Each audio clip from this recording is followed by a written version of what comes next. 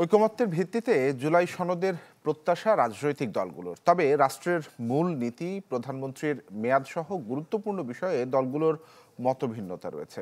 জাতীয় ঐকমত্য কমিশনের সাথে সংলাপে এখন পর্যন্ত 5টি বিষয়ে একমত হতে পেরেছে দলগুলো।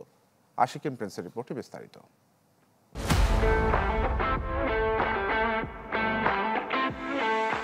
সেগুলোর ক্ষেত্রে আবারও আমি আপনাদেরকে অনুরোধ করি, জুলাই সনদ তৈরি করতে রাজনৈতিক দলগুলোর সাথে দ্বিতীয় পর্যায়ে বৈঠক করছে জাতীয় ঐকমত্য কমিশন। এ পর্যায়ে আলোচনা হবে 19টি বিষয় নিয়ে। এই দায় এবং দায়িত্ব কারা গেল 9 দিনের আলোচনায় উঠে এসেছে 13টি বিষয়।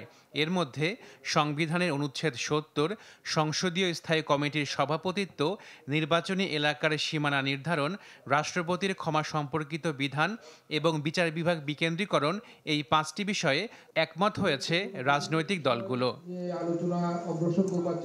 তবে আলোচনা হলেও সাংবিধানিক ও সংবিধিবদ্ধ প্রতিষ্ঠানের নিয়োগ কমিটি, দ্বিকক্ষ বিশিষ্ট সংসদ, সংসদে নারী আসন, রাষ্ট্রপতি নির্বাচন পদ্ধতি, ইলেকটোরাল কলেজ ইত্যাদি, রাষ্ট্রের মূলনীতি, প্রধানমন্ত্রীর মেয়াদকাল, প্রধান বিচারপতির নিয়োগ এবং তত্ত্বাবধায়ক সরকার বিষয়ে ঐকমত্যে আসতে পারেনি রাজনৈতিক দলগুলো।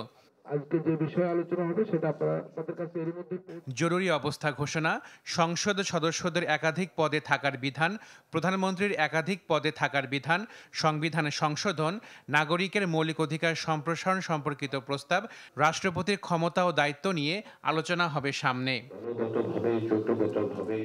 অধিকাংশ ক্ষেত্রেই ঐকমত্য হবে বলে প্রত্যাশা করছেন রাজনৈতিক দলের নেতারা।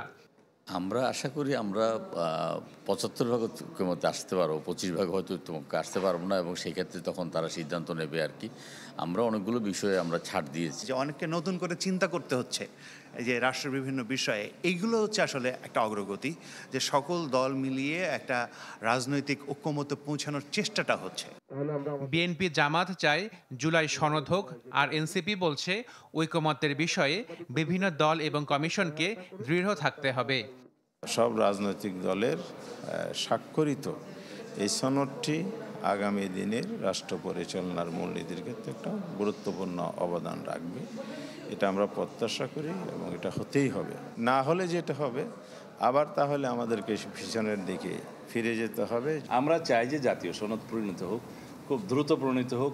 এই আলাপ আলোচনা আরও বেশি দিন যেন দীর্ঘায়িত না হয়, আমরা যাতে কাছাকাছি আসতে পারি ওদের শীঘ্র, সেটা চেষ্টা করছি।